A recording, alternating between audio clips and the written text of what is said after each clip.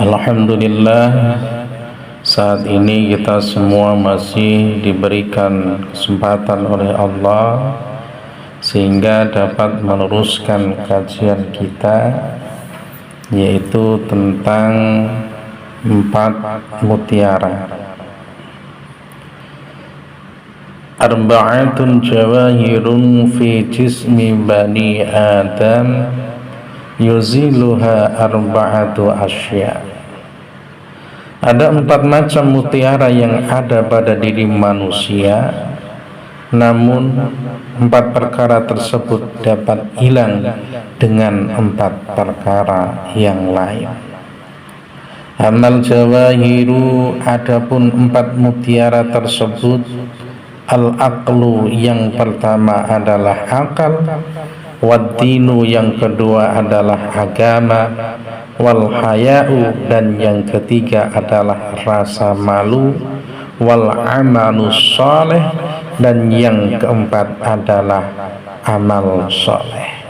Inilah keempat hal yang mana menjadi mutiara pada diri manusia. Akan tetapi 4 hal tersebut ini bisa hilang dengan 4 perkara yang lain. Yang pertama adalah fal ghadabu yuzilul aql, bahwa kemarahan atau sifat marah itu bisa menghilangkan akal manusia. Kemudian yang kedua adalah wal hasadu yuzilud din, bahwa sifat hasud atau sifat dengki itu dapat menghilangkan agama. Wat-tama'u yuzilul haya, sedangkan tamak dapat menghilangkan rasa malu. Wal ghibatu yuzilul amalu sholeh, dan yang keempat yaitu menghibah atau mengumpat itu dapat menghilangkan amal sholeh. Bahwa manusia ini merupakan makhluk yang sempurna. Jadi ia mempunyai jasad yang indah, di mana dilengkapi dengan ruh atau jiwa.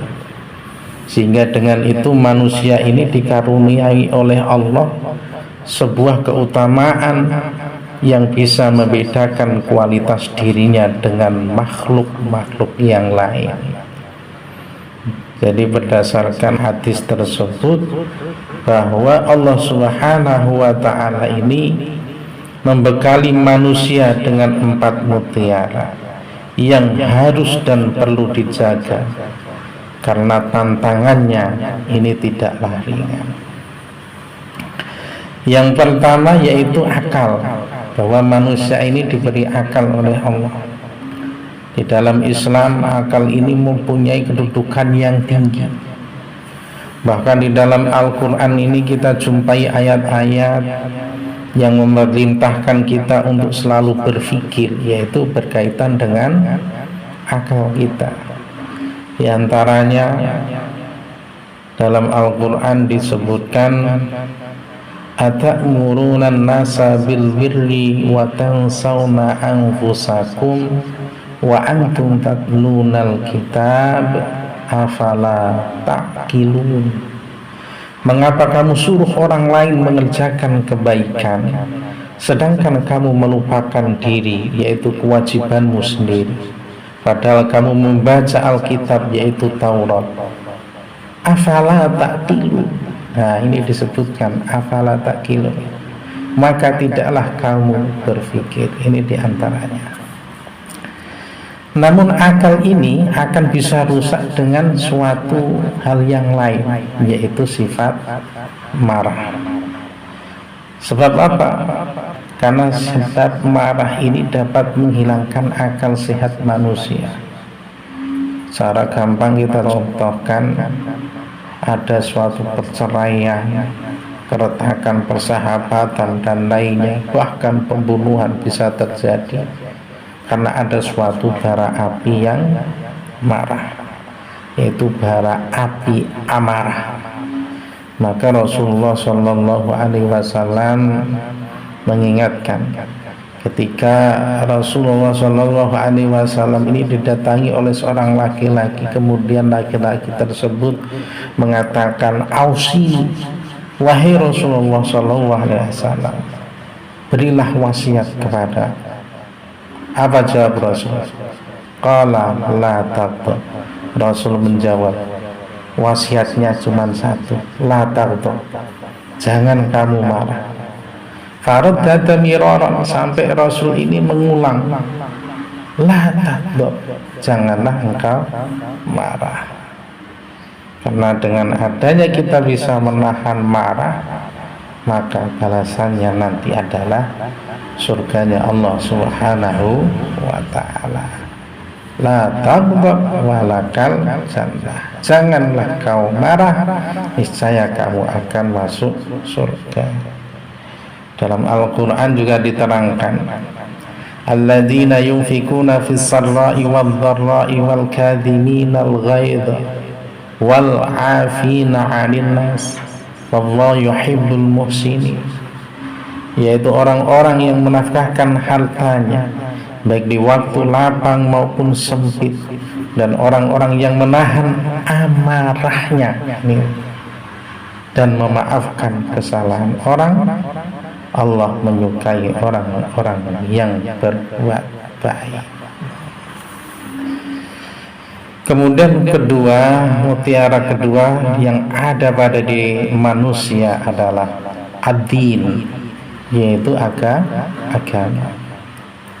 Agama itu merupakan aturan dalam kita berhubungan dengan Allah Subhanahu wa ta'ala, juga menentukan suatu tuntunan mengenai prinsip dalam hal yang salah maupun yang benar, yang hak maupun yang batil.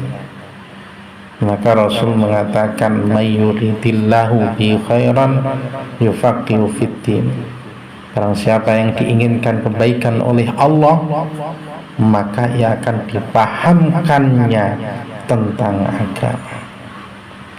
Namun perlu kita ingat bahwa mutiara yang ada dalam diri kita yang kedua, yaitu tentang agama ini, bisa hilang mutiara agama tersebut dengan adanya sifat hasud. Maka hati-hati, hasud itu dengki. Secara luas hasud itu lebih populer dengan istilah rasa dengki atau sikap batin yang tidak senang kepada orang lain yang mendapatkan kenikmatan, atau SMS, susah melihat orang senang, senang melihat orang susah, itu hasud. Sekaligus mengharapkan hilangnya kenikmatan itu pada orang lain. Nah, penyakit ini merupakan penyakit batin yang susah untuk diobati.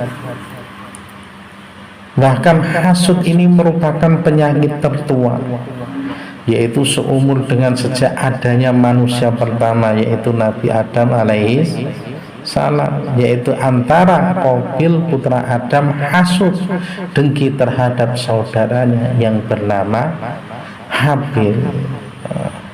Makanya diterangkan, iyyakum wal hasad, jauhilah sifat hasud. Kenapa? Fa innal hasada yakulul hasana, karena sifat hasud itu dapat memakan kebaikan. Kama takulun naral hatab, diibaratkan api memakan kayu bakar, maka kayu tersebut akan terbakar berubah menjadi haram. Maka harus kita jauhi sifat hasud kita supaya agama tetap dalam diri kita sebagai mutiara. Bapak Ibu yang dirahmati Allah, kemudian mutiara ketiga yaitu al-haya, yaitu rasa malu. Jadi manusia ini harus punya sifat malu. Al-haya'u minal iman.